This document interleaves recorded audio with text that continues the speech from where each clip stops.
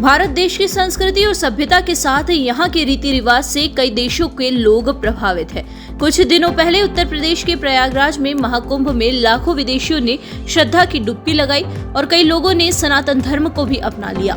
Lake city घूमने आए यहाँ पर फ्रेंच जोड़ा भारतीय संस्कृति और सभ्यता से इतना प्रभावित हुआ कि होली के पावन पर्व पर अग्नि के 7 फेरे लेकर शादी के बंधन में बंध गए और 7 जन्मों के लिए एक दूजे के हो गए। लेक सिटी में इस शादी को करवाने वाले फ्रेंच एस्कॉर्ट हितेश सिंह ने बताया कि निकोल पिछले कई सालों से भारत घूमने आ रही है। पिछले साल निकोल अपने बॉयफ्रेंड मारियो के साथ भारत घूमने आई थी और उस दौरान दोनों को हिंदू मैरिज एक्ट के बारे में जानकारी दी। निकोल और मारियो हिंदू रीति रिवाज से होने वाली शादी और उसकी रस्मों से इतने प्रभावित हुए कि दोनों ने हिंदू रीति रिवाज से शादी करने की इच्छा जाहिर की।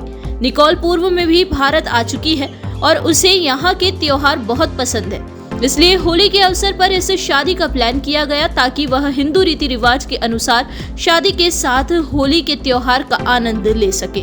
गुरुवार को दोनों 7 फेरों के बाद शादी के बंधन में बंध गए। हितेश सिंह ने शादी में शामिल होने के लिए अपने कुछ रिश्तेदारों को भी बुलाया जो कि इस शादी के साक्षी बने। भारतीय संस्कृति से अभिभूत एक फ्रेंच जोड़े ने उदयपुर में होली के पावन अवसर पर शादी की। खास बात यह है कि यह फ्रेंच जोड़ा पिछले 2 दिन से उदयपुर में था और आने वाले 2 दिन और उदयपुर रहेगा और यहाँ के जो फेस्टिवल है, होली का जो त्यौहार है जो जगदीश चौक पे होगा, उसको देखने के लिए आया है। लेकिन यहाँ का जो संस्कृति है, यूँ कहे कि अपने देश की संस्कृति और खासकर हिंदू संस्कृति के अनुसार जो वैवाहिक जीवन होता है और जो 7 फेरे लिए जाते हैं, पहले जब यहाँ पर आए थे तो इसको देखने के बाद अभिभूत हुए और इन्होंने यहाँ पर शादी करने का फैसला लिया। इसके बाद जो आयोजक है उन्होंने यहाँ पूरी व्यवस्था की और उनकी शादी करवाई। आप देख सकते हैं कि ये जो जोड़ा है ये सामने बैठा हुआ है, ये फ्रेंच से आया है।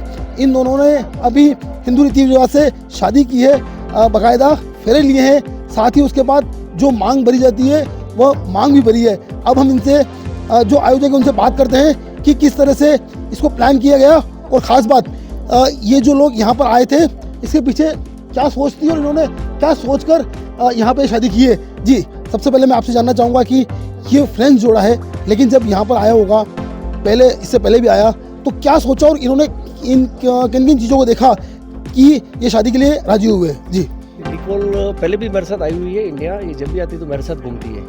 ये जो निकोल बैठी हुई है और लास्ट ईयर जब आए थे 2024 में गुजरात घूमने के लिए आए थे दोनों, निकोल और इसका जो बॉयफ्रेंड है मारियो, ये दोनों आए थे। तो हम बैठे हुए थे शाम को गोंडल पैलेस में। गोंडल गुजरात का बहुत बड़ा अच्छा सा शहर है, खूबसूरत शहर है। पैलेस के अंदर बैठे हुए थे हम और मैं बात कर रहा था अलग अलग टॉपिक्स पे। उस दिन शाम को मैं टॉपिक पे बात कर रहा था मैरिज पे, इंडियन मैरिज में बहुत सारे संस्कार होते हैं, पर आजकल क्या समय की पाबंदियाँ हो गई है और शादी 1 दिन 2 दिन 3 दिन में खत्म हो जाती है। तो मैं इनको समझा रहा था तो उससे बहुत ज़्यादा प्रभावित हुए। उन्होंने कहा हमारे को भी करनी है इंडियन शादी। तो ये जब भी इंडिया आते हैं तो होली फेस्टिवल पे आते हैं। तो मैंने कहा मैं होली फेस्टिवल पे फिर मैं पंडित से बात करूँगा, पंडित जी बोलेंगे वो मुहूर्त निकालेंगे, जोड़िक साइन है तुम्हारे उस हिसाब से। तो फिर आज की तारीख में शुभ मुहूर्त निकला इनका 12 से 3 के बीच का और पंडित जी से आज होली के दिन बहुत अच्छा है। पूर्णिमा के दिन शादी हो रही है और मुहूर्त भी 12 से 3 के बीच का है और पिछोला लेक के किनारे, तो बहुत अच्छा लग रहा है इनको भी। बिल्कुल। आपसे एक चीज़ और जानना चाहेंगे कि आपने इनको हिंदू मैरिज के बारे में जानकारी दी, ये बड़े अभिभूत हुए उसको देखकर। आज आपने किस तरह से शादी करवाई है, आपने क्या रोल अदा किया है आज खासकर? मेरा तो रोल ये है कि निकोल जो है, जो लड़की है, ये मेरी बहुत अच्छी दोस्त है और जब भी इंडिया आती है तो मेरे साथ ही घूमती है। और मैं इसका ब्रदर भी हूँ और इसका फादर भी हूँ, पेरेंट्स भी हूँ। तो मैं अपना हक अदा कर रहा हूँ और मैं भाग्यशाली हूँ कि मेरे 2 लड़के हैं, लड़की नहीं है। तो आज मुझे कन्यादान करने का अवसर मिला है। बिल्कुल, आपने एक बात कही कि आप इनके फादर भी हैं और ब्रदर भी हैं, तो किस तरह से आज आपने कन्यादान किया, किन किन रस्मों को यहाँ पर आपने अदा किया? जो अपने हिंदू रीति रिवाज में जो रस्में होती है वो सारी रस्में अदा करी है हमने, सारी रस्में। बिल्कुल, आपने देखा कि किस तरह से इन्होंने ये बात स्पष्ट की कि जो हिंदू रीति रिवाज के तहत जो शादी होती है, जो 7 फेरे होते हैं, वह 7 फेरे करवाए हैं। 7 जो वचन होते हैं वो वचन यहाँ पर बताए गए, उनके बारे में जानकारी दी गई। उसके अलावा जो एक पिता का फर्ज होता है वह भी इन्होंने अदा किया। अब हमारे साथ मौजूद है यहाँ के जो ओनर हैं जहाँ पर शादी हुई है। हम उनसे जानना चाहेंगे कि आपके इस होटल में ये शादी हुई है, आप कितने उत्साहित है, क्योंकि इस तरह की शादियाँ बहुत कम देखने को मिलती है, लेकिन एक फ्रेंच जोड़ा यहाँ पर आके एक शादी कर रहा है, तो आपका इस बारे में क्या कहना है? ये हमारा होटल है घरोई हवेली, ये लेक साइड पे है। और हितेश जी जो एस्कॉट है वो मेरे गेस्ट के साथ हम बात कर रहे थे, और जो हितेश जी ने इनको परंपराओं के बारे में बताया, हिंदू रीति रिवाज के बारे में, ये काफ़ी प्रभावित थे। तो इन्होंने प्लान किया कि भाई हम शादी करना चाहते हैं। फिर हितेश जी ने हमने सबने बैठ के प्लान किया कि मार्च में इनको रखें, ताकि ये शादी भी हो जाएगी और होली फेस्टिवल को भी ये उदयपुर में एंजॉय कर पाएंगे।